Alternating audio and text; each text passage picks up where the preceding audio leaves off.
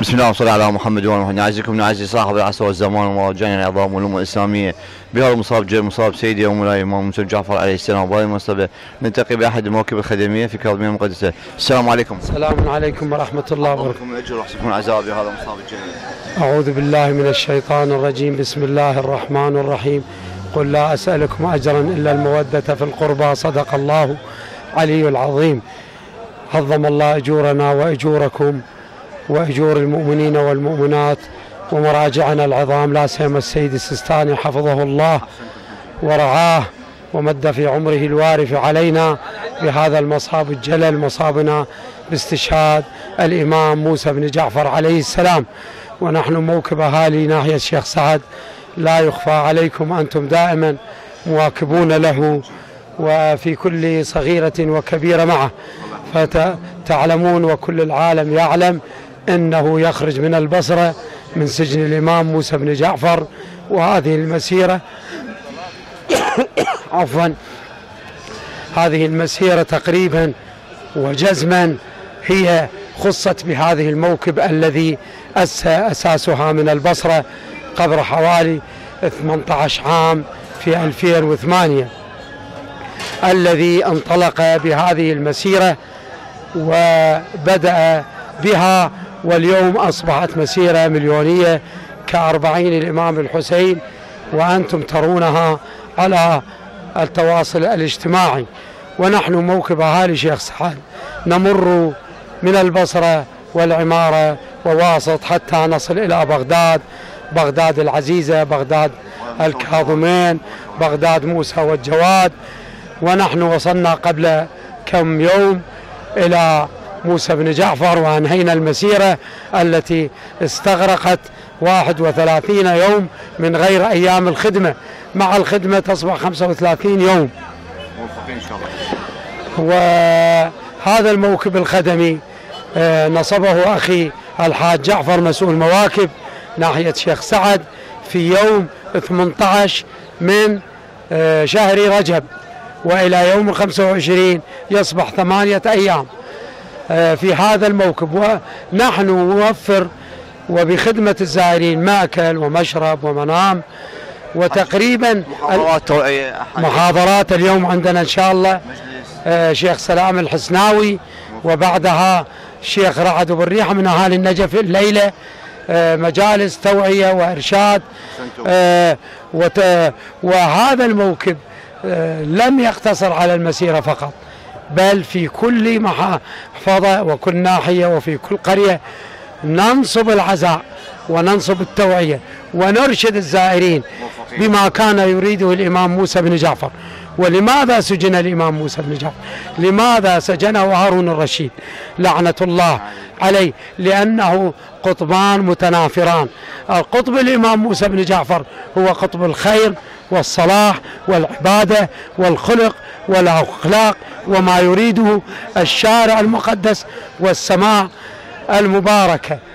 والقطب الثاني الذي يتمثل بهارون العباسي والعباسيين الذين يريدون الشر والدنيا والملك والكرسي، وكانوا يرون بالإمام إنه الحق الحقيقي، فحاربوه وسلبوا ذلك الحق من أيام السقيفة، أيام الملاعين الأول والثاني الذين سلبوا حق الإمام علي بن أبي طالب وجعلوه جليس الدار لمدة 23 عام، وكسروا ظل الزهرة وأسقطوا محصنها. من ذلك اليوم بدأت خطى الجريمة وتواصلت عقب أيام الدهور حتى وصلت من رسول الله عندما سلب حق أمير المؤمنين، وبعده الحسن والحسين الذي رض جسده في كربلاء، وسلب حق زين العابدين، وسلب حق الإمام الباقر، وسلب حق جعفر الصادق، وبعدها ونحن في صدده الإمام موسى بن جعفر عندما جلبوه وسجنوه ورض ساقه ورضت أضلاعه كما رضت أضلاع الزهراء سلام الله عليها. وذلك الإمام قضى عام كامل في سجن البصرة، وبعدها نقل إلى سجن ابن الربيع، وبعدها إلى الفض، وبعدها إلى لعنة الله عليه السندي ابن شاهك، ذلك الذي هو أشد عداوة على أئمة أهل البيت عليهم السلام، وضيقه في سجنه وقيده ب30 رطلا من الحديد، وجعله تحت الأرض في زنزانة حتى حدود ظهره من قصر المسافة، ولا يعلم الليل من نهار في 14 عام، حتى سمه ذلك الملعون بأمر من الهارون لا رشيد لعنة الله عليه. واستمرت تلك المصائب إلى الإمام الرضا والجواد والهادي والعسكري، وإلى أن غيب إمامنا صاحب الزمان الذي إن شاء الله ندعو له بالفرج والعجل العجل يا مولاي، لتأخذ ثأر أجدادك الذين سلب حقهم، وندعو من الله أن يجعلنا من المنادين معه يا لثارات الحسين، لينشر الأرض بالعدل والقسط بعدما ملأت ظلما وجورا، إنه سميع مجيب. وأشكر قناتكم الإعلام الحسيني الموقرة التي تأتينا في كل عزاء وفي كل مكان، ونحن دائما وإن شاء الله بعد 20 يوم سنكون في كربلاء لننصب الشعبانية ولادة صاحب الزمان. نخرج إن شاء الله من ناحيتنا سيرا على الأقدام، ونقيم الموكب الخدمي في حسينية صاحب الزمان في كربلاء، وندعو الجميع للإتيان إلى ذلك المكان، ونكون في خدمتهم دائما وأبدا بمنه.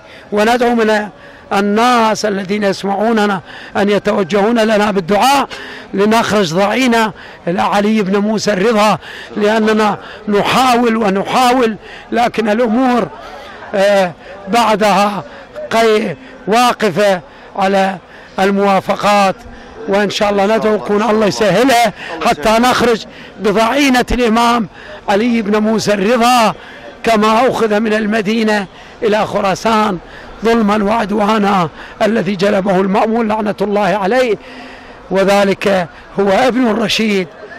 فإن شاء الله ببركة دعاكم سنخرج، وإن شاء الله ندعو من الله أن تسقط تلك الوهابية السعودية، ونذهب إلى سيرا إلى الأقدام إلى قبر الرسول وإلى أمة البقيع بإذنه ومنه، وليس على الله ببعيد، إنه على كل شيء قدير، ويقول للشيء كن فيكون بحوله ومنه وقوته. وندعو ونرفع أيدينا بالدعاء بحق مصاب الإمام موسى بن جعفر ووجه الإمام موسى بن جعفر وأبها وأبنائه، أن يقضي الحوائج، ييسر الأمور، يفرج عن كل مكروب، يرزق الذرية لمن يطلب الذرية، يرزق الزوجة لمن يطلب الزوجة، يرزق طلبتنا النجاح، يرزقنا الألفة والمحبة والتعاون، وأن ينصر حشدنا الذي ببركة فتوى السيد حفظه الله، الذي حفظ جميع العراقيين بصفاته، بصفات جميع الشعب من أخواننا السنة واليزيدية والصابئة والمسيحية والشيعية، كل فئات الشعب حفظه هو السيد السيستاني.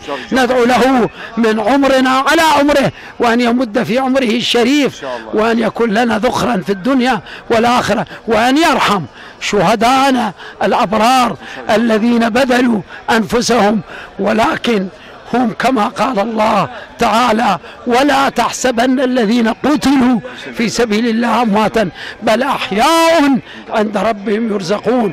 وصدق الله العلي العظيم. ونسأل الله أن يرزقنا الشهادة على طريقهم وعلى ما يريد الله ورسوله وأهل البيت، وأن يرزقنا الخدمة الحسينية الحقة الصادقة ببركة محمد وآل محمد.